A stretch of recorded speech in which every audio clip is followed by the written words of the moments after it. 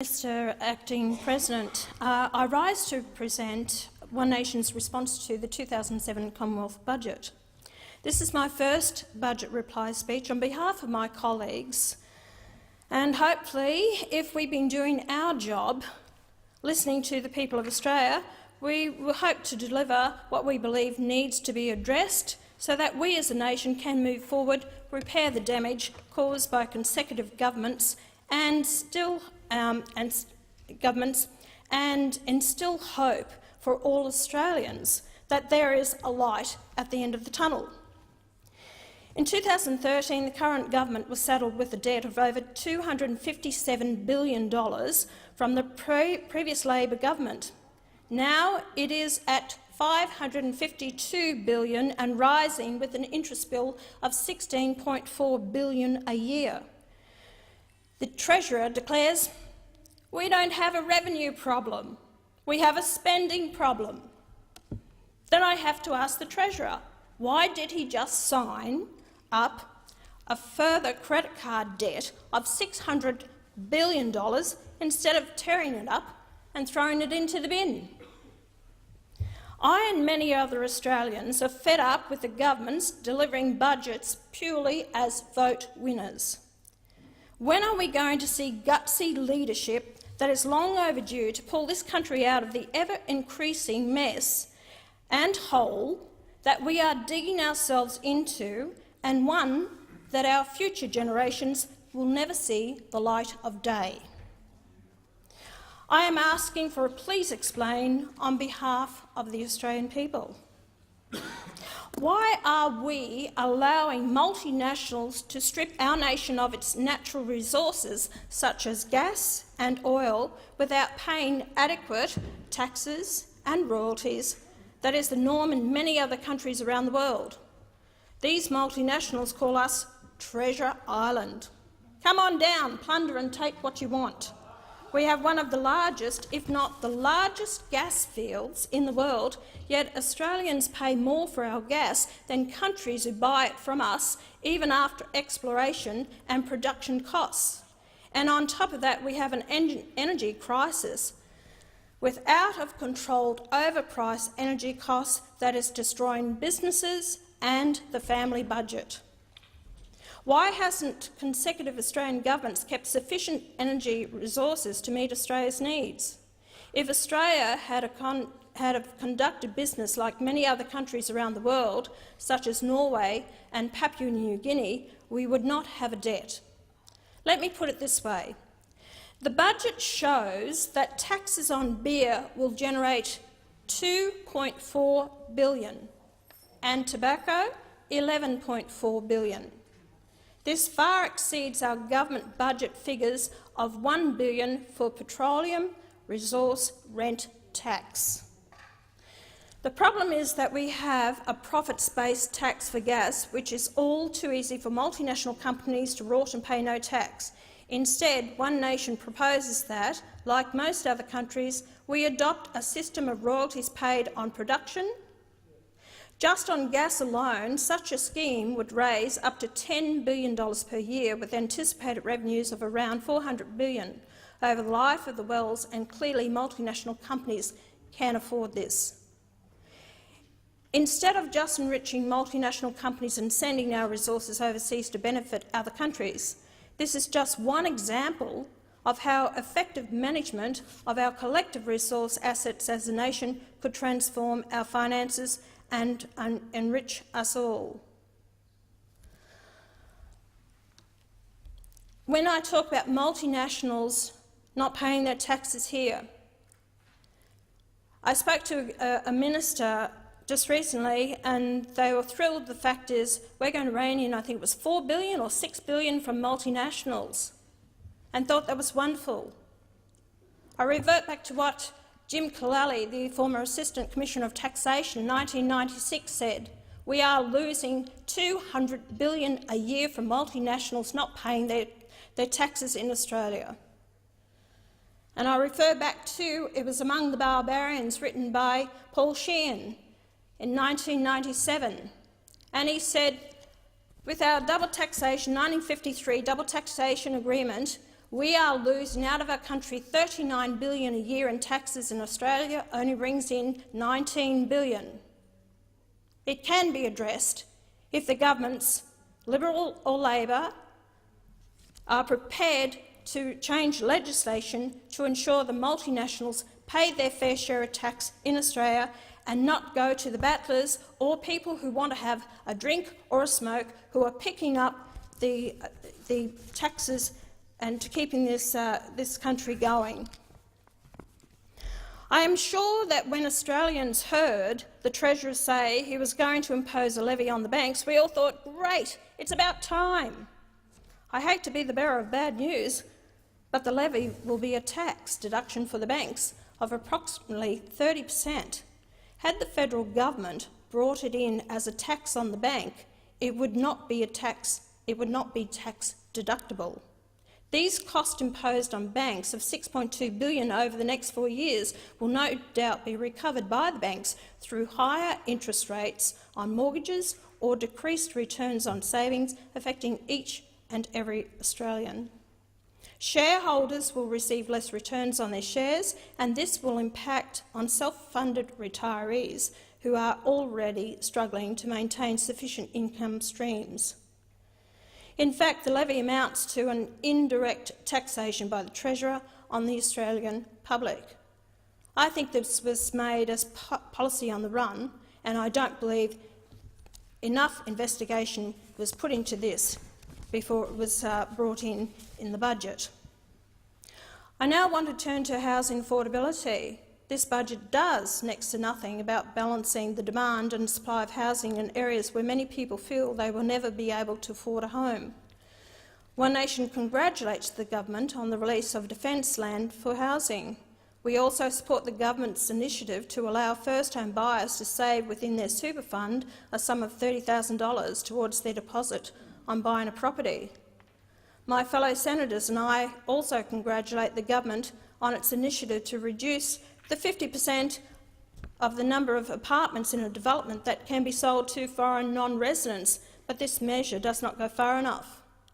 And I must say, Labor has been talking about housing affordability as if they worry about the people out there being able to find a home to rent. It was Labor in 2009 that actually made foreign developments can be sold fully to foreign investors. So they got rid of the 50% must be sold to Australians. So I congratulate the present government on reversing that and going back to 50% must be sold to Australian residents. One Nation wants all sales of established property to be for Australians only, whose identity and right to buy is verified at the time of contract, with effective penalties and enforcement. How often do we hear from people that they believe foreign investors are buying established housing? Under our laws they are not allowed to, but this is not investigated, it is not policed.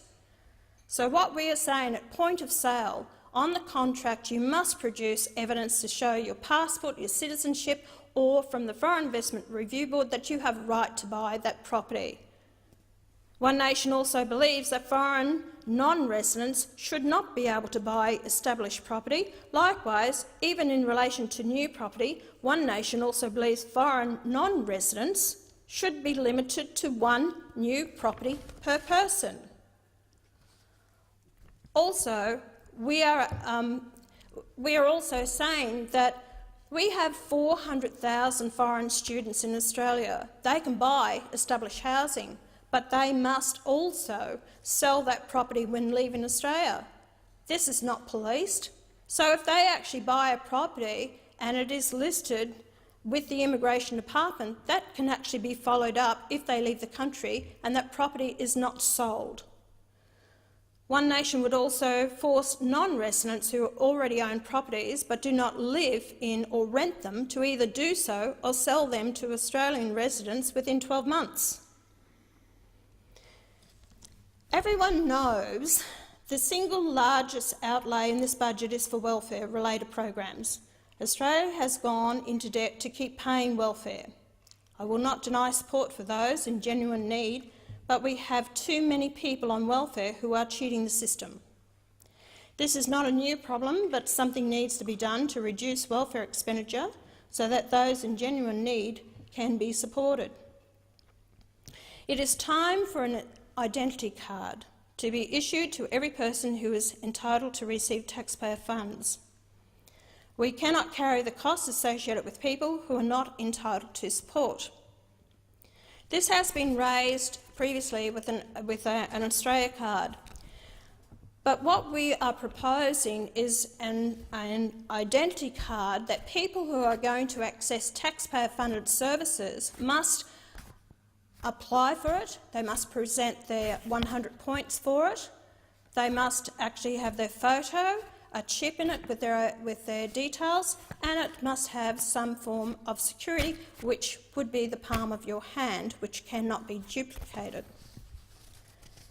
So anyone who is going to go for welfare, child support, the doctors, prescriptions, hospitals, let's make sure that they are not rorting the system.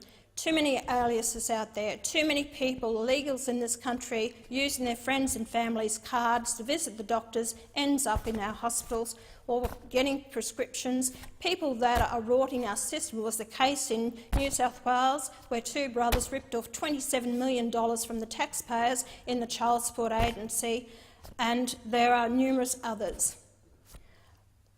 If people are concerned about this card and their privacy, then I say to them, you have probably applied for a mobile phone. You have to present all kinds of identification to get a $30 plan. This is more important. If you're not prepared to present your identification, who you are, to get taxpayer-funded services, then you pay full price for it. Our welfare payments at the moment is over the top, and we need to rein it in. There are people in this country in multiple marriages, having multiple children, who are getting numerous amounts of money, thousands of dollars a week, and on top of that we are providing housing for them. We have to do something about it, and Australians are screaming out that changes need to happen. The welfare budget is now so large that it is stopping us investing in the future. Most of the infrastructure we enjoy today was made possible by past generations, but as the population grows, we need new investment. The government expects to spend $164 billion in the coming year on welfare, and that figure will increase as our population ages. We cannot go on borrowing for recurring expenses. One Nation is not convinced the NDIS will be funded by the 0.5% increase to Medicare levy.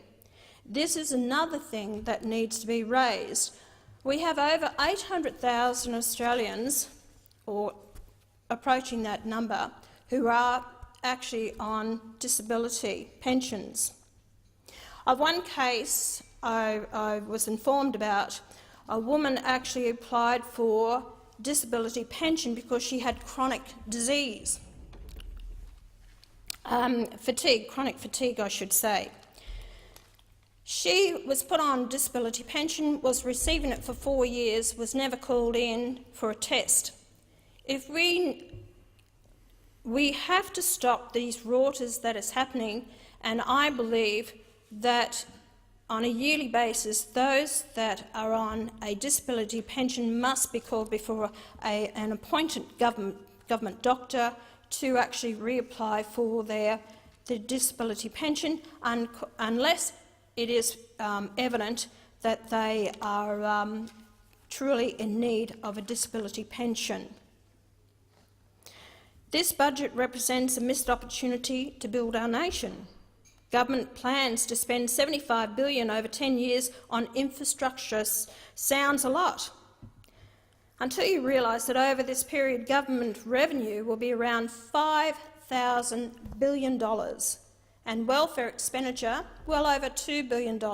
These figures show that the government's infrastructure plan is just a token window dressing. The proposal to build a new freight rail line from Melbourne and Brisbane will only benefit regional Australians if it stops at towns on the route. There is no suggestion yet that it will do so. Instead, the government's proposed Melbourne-Brisbane rail link, using existing low-grade tracks, will support the alternative private consortium proposal, building new high-speed rail lines. This will provide a cheaper, faster, safer and more accountable solution. The proposed rail link that the government is putting in is $10 billion, will take over 10 years to build. Normally anything the government does, it blows out, and of course the cost is going to blow out. It is not going to go to the port, but the private proposal that they are planning will actually cost only $13 billion, will be built in 6 years, and it will actually be more beneficial to the people of Australia than the government's proposal. Too often we see government proposals and plans to build anything in this country. It does not work, it is over the top in costing, and I don't believe it is investigated enough. Likewise, the much-hailed Snowy 2.0, while also sounding wonderful in principle, starts to wobble as soon as it gets out of the gate. This appears to have already been the subject of a feasibility assessment by the Snowy Mountains Engineering Corporation about 30 years ago, which found that it was not a viable proposition, so the likelihood is that this too will be a fizzer. As announced by a parliamentary leader in Queensland, Steve Dixon, One Nation will build the visionary Bradfield scheme, which will divert water from North Queensland coastal rivers inland under the Great Dividing Range to irrigate a vast area of Western Queensland the size of Tasmania and make the deserts bloom. An epic infrastructure project of around 5 times the size of the whole Snowy scheme. The Bradfield scheme will employ tens of thousands of people, hugely increase productive land and greatly increase the agricultural output of Queensland. So hence now I've got to go to the Murray-Darling Basin. My colleagues and I just went on a 3-day full intensive tour of the Murray-Darling. That has costing the Australian taxpayers $13 billion to buy back water and put in programs that are not going to work. And what we saw with this is a program that is denying the farmers, small business, industries, communities, councils the right to the water that will make them survive. We are shutting them down. We are saying that you will not have the water supply. The water is the lifeblood of this nation. Why have we got individuals that have no connection with the land, are not farmers, have the right to own water in this land? Why have we got multinationals and others that have bought water rights in Australia? And yet we want to, and we're telling our farmers who are crying out for more water so they can increase their production or stop ripping out their trees because they've got no water, and yet we are intent on allowing the size of the Hume Dam, approximately 3,000 gigalitres, to actually flow down the Murray out to the river, which is not going to flood the entrance of the Murray-Darling. It is sheer madness, and the fact is that this needs to be looked at. And $13 billion that the government is putting into this. And farmers that I saw on their knees and losing their properties, their homes, for the cost of something that belongs to every Australian is the water that falls out of the sky, and yet we are charging them thousands of dollars and destroying their livelihoods and their businesses, all for big organisations or individuals to reap the rewards of it at their expense. While I'm happy with the increase in legal aid to community legal aid centres and Aboriginal legal aid, the government has ignored our request for the increase in legal aid generally to the tune of $200 million, which would have alleviated the burden on courts and particularly the family court. We all know, every member in this parliament knows, that the family law court and the issues that are happening there is devastating families. We need to put more resources into it. I would have dearly loved to have seen more money put into the family law courts, with registrars, with legal aid supporting it and helping this, because the average family normally has to wait 3 years before their case can be heard. We see fathers and some mums out there suiciding over this, and yet we are not addressing the matter of great concern. I see too much waste that is happening, and it distresses me for the Australian people who are crying out for assistance. In support to all this, the massive program of construction and coal and gas-fired power stations, we must go ahead with this, and we must implement them to give us cheap power so that we can have industries and manufacturing and the cost of living to the average family out there. The rising costs is nearly doubling. In a year in Western Australia, it's gone up approximately 72%. In Queensland, we've got the highest wholesale price of electricity. We've seen, the power station in South Australia closed. Now it's been Victoria, and yet we keep pouring more and more money into climate change, billions of dollars, and it's actually going nowhere. We have the Greens who are actually supporting. We've got to support wind power. We've got to support the solar power. We can't run the country on that with the population we have, the industries and manufacturing on this. We need coal-fire-based power load in Australia to run this country. I just see the billions of dollars that's going into this, and I just feel that we need a real debate and make sure this happens. Student debt is blowing out of proportion. It's approximately around about $52 billion with the vocational educational training debt, plus also the HECS debt. No one is really reining this in. When you've got to pay back, and you pay back at $54,000, I must say, and I do say the government is trying to do something about it, but to pull it back to $42,000 before you start paying your debt back is not good enough. And education in Australia is well and good, but if you're going to go on and do course after course after course and expect that you're going to become a professional student at the cost of the taxpayer, when we haven't got the money and we're borrowing it, you've got to face up to your responsibilities, and you can't do it. I have no problem of giving a helping hand, but once you actually, and this was One Nation policy, that once you start earning your $22,000, then you start paying back to the taxpayer. And at $22,000 to pay back 2% is not much, because some of these people can go out in the town and spend over $100 on drinks and having a good night out, sometimes even more than that. There is a responsibility that they have to the Australian taxpayer, and it cannot be taken for granted anymore. The vocational educational training debt, and let me put this into perspective.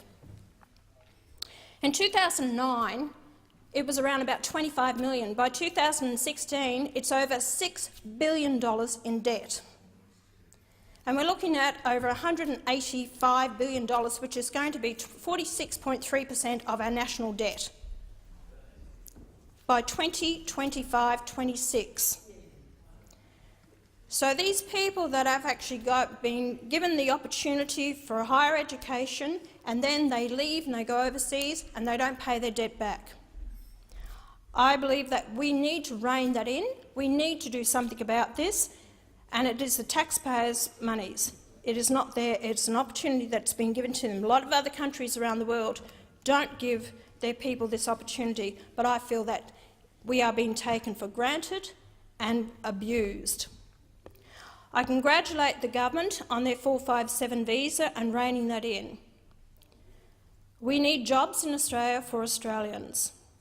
And the schemes of the apprenticeship scheme that the government is introducing and the money it will create, I hope that the government will actually look at an apprenticeship scheme, as One Nation has proposed, that the government pays in the first year 75% of the wage, the second year 50% of the wage, and the third year 25% of the wage. Businesses have approached me, and I've spoken to them about this. They would jump at the opportunity of putting on apprentices. I congratulate the government on starting the scheme, the intern scheme. That is wonderful for a short period of time. Hopefully it might turn into a full-time job. But with an apprenticeship, those youth, or maybe the older generations who want to take on an apprenticeship scheme, will have a job for the long term, and we will have our own tradesmen and women and not bring in skilled migrants from overseas or 457 visa holders filling these positions. The NBN is something that is costing this country an absolute fortune, and I'm talking around about $55 to $60 billion a year. Sorry, I retract it, not a year, but in total. The NBN is going to be, will fail, it will be out of date, and that is why many Australians are not taking it up. I believe that we should look at it wisely how we spend this money and to make sure that we have an up-to-date NBN that is going to be, as on the world stage, as good as any other country. But I fear that we are throwing good money at something that is not going to be beneficial to this country. What we hope for One Nation is a vision to return our nation to unparalleled wealth and happiness. I'd like to see back again the day that we're on the sheep's back and prosperity. I want to see industries and manufacturing, and I was disappointed to see that the government didn't express that in their budget papers. And in contrast to every other party, One Nation's vision is for a new golden age of prosperity, accountability and integrity, unity and a progress in which all Australians will share. That I thank you. Thank you, Senator Hanson. Senator Layenhelm. Thank you, Mr.